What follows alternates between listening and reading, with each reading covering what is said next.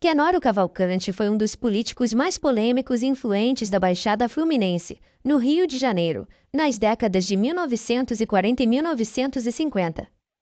Conhecido como o Homem da Capa Preta, ele carregava uma metralhadora chamada Lurdinha e se envolvia em tiroteios com seus adversários.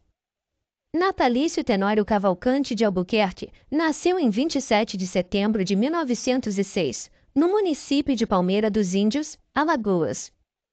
Seu nome foi uma homenagem ao seu padrinho, Natalício Cambuim de Vasconcelos, que foi industrial e deputado federal por Alagoas. Ele era filho de Antônio Tenório Januário Cavalcante de Albuquerque e de Maria Cavalcante de Albuquerque. Seus pais eram pequenos proprietários rurais, e embora tivessem parentes influentes, sempre passaram dificuldades para sustentar a numerosa família. A infância de Tenório foi marcada pela pobreza e pela violência no sertão nordestino. Aos 12 anos, Tenório perdeu seu pai, que foi assassinado. As motivações para a morte de seu pai nunca foram realmente esclarecidas. Muitos acreditam que foi motivada por rixas políticas na região. Com a morte de seu pai, a família, que já não vinha muito bem economicamente, precisou vender suas propriedades. Tenório foi forçado a trabalhar no campo, para ajudar no sustento de sua mãe e irmãos. Esse início de vida conturbado e traumático pode ter sido a raiz de sua personalidade agressiva e vingativa, que se manifestou mais tarde em sua vida. Ainda no Nordeste, Tenório estudou em escolas públicas e aprendeu a ler e a escrever com dificuldade. Ele não tinha brinquedos nem livros, mas gostava de ouvir as histórias dos cangaceiros e dos coronéis. Em 1926, aos 19 anos, ele decidiu mudar-se para o Rio de Janeiro, em busca de oportunidades e emprego. Chegou à cidade sem dinheiro e sem conhecidos, mas com muita disposição e ambição. Trabalhou como carregador, vendedor ambulante, motorista, porteiro e em muitas outras profissões. Em 1927, Tenório recebeu uma proposta de emprego para administrar uma fazenda em Duque de Caxias. O proprietário das terras, Edgar de Pinho, necessitava de um funcionário que se qualificasse para o emprego, que exigia que a pessoa fosse destemida e não tivesse problemas em cometer crimes. Tenório se encaixou perfeitamente nesse perfil. Lá, ele conheceu Valquíria Lomba Cavalcante, com quem se casou e teve 6 filhos. Ele começou a se envolver com a política local, através de Getúlio de Moura, um líder político da região. Ele se filiou à União Progressista Fluminense e se candidatou para vereador. Nessa época, a Baixada Fluminense era uma área pobre e marginalizada, habitada principalmente por migrantes nordestinos, que buscavam melhores condições de vida. A região sofria com a falta de infraestrutura, saneamento básico, saúde e educação. Além disso, era dominada por coronéis locais que exploravam a população e disputavam o poder político com violência e corrupção.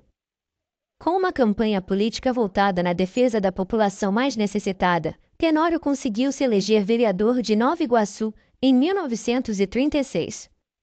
Ele também se formou em Direito pela Universidade do Brasil e adquiriu fama de pistoleiro, ganhando o apelido de o Homem da Capa Preta. Ele usava uma capa preta para esconder a sua metralhadora Lurdinha, que ganhou do general Góes Monteiro. Ele usava a arma para intimidar ou eliminar os seus inimigos políticos. Seu primeiro mandato como vereador vai durar menos de um ano, já que em 1937, o Estado Novo, durante o governo de Getúlio Vargas, fechou as casas legislativas do país. Ele só voltaria a exercer um cargo político em 1945, com o fim do Estado Novo e a volta da democracia. Tenório se filiou à União Democrática Nacional e foi eleito deputado estadual em 1947. Novamente, sua campanha foi destinada às camadas populares, especialmente dos moradores das favelas e dos subúrbios. Como deputado, ele denunciou casos de corrupção, violência policial, abuso de autoridade e perseguição política. Muitas das suas denúncias eram destinadas ao presidente Getúlio Vargas. Ele também se envolveu em diversos conflitos com seus adversários, chegando a ser acusado de participar de assassinatos e atentados. Tenório Cavalcante começou a colecionar inimigos, principalmente em sua zona eleitoral na Baixada Fluminense. Para se proteger, ele se muda junto com sua família para uma casa que parecia mais uma fortaleza. Porém, para não demonstrar medo, ele era frequentemente visto andando pelas ruas, com seus guarda-costas e com sua metralhadora. Será em 1953 que Tenório Cavalcante fará uma demonstração de toda a sua força na região da Baixada Fluminense. Neste ano, o delegado Albino Imparato foi transferido para a delegacia de Duque de Caxias, com a missão de acabar com a influência do Homem da Capa Preta. No dia 28 de agosto de 1953, Imparato saiu de sua delegacia por volta das 18 horas e entrou em seu carro. Ele estava acompanhado de 2 policiais e seguia para o centro da cidade. No caminho, ele foi surpreendido por um outro carro, que se aproximou pela lateral e abriu fogo contra ele. Imparato foi atingido por vários tiros de metralhadora e morreu na hora. Os policiais que estavam com ele também foram baleados, mas sobreviveram. O crime causou grande repercussão na imprensa e na opinião pública. As suspeitas logo recaíram sobre Tenório Cavalcante, que teria ordenado o atentado como vingança pela perseguição policial. As investigações confirmaram a participação direta do político no assassinato, mas ele contou com a ajuda de aliados políticos para escapar da prisão. Tenório Cavalcante não foi julgado pelo crime e continuou sua carreira política. Em 1954, ele fundou o jornal Luta Democrática, que servia como seu instrumento de propaganda e denúncia. Nesse mesmo ano, ele foi eleito deputado federal com a maior votação do Rio de Janeiro. Ele se reelegeu em 1958, novamente com a maior votação do estado. Em 1960, ele tentou se eleger governador do recém-criado estado da Guanabara, pelo Partido Social Trabalhista, mas perdeu as eleições para Carlos Lacerda. Como não conseguiu se eleger para governador, Tenório acaba voltando para a Câmara dos Deputados, onde será um dos protagonistas de uma das cenas mais atípicas da história da política do Brasil. Na ocasião, Tenório estava discursando na tribuna e denunciou a corrupção de aliados de ACM, e chamando o próprio deputado baiano de ser cúmplice. A ACM reagiu ofendendo Tenório e chamando-o de protetor do jogo e do lenocínio. Tenório não hesitou em sacar sua arma e apontá-la para sua desavença. Houve pânico e confusão no plenário, enquanto alguns parlamentares tentavam impedir o pior. O deputado baiano ficou tão assustado que urinou nas calças. Tenório, então, desistiu de atirar e zombou de ACM, dizendo que só matava homem. O episódio causou grande repercussão na imprensa e na opinião pública, e mostrou a fragilidade da democracia brasileira, que seria interrompida 2 anos depois pelo regime militar.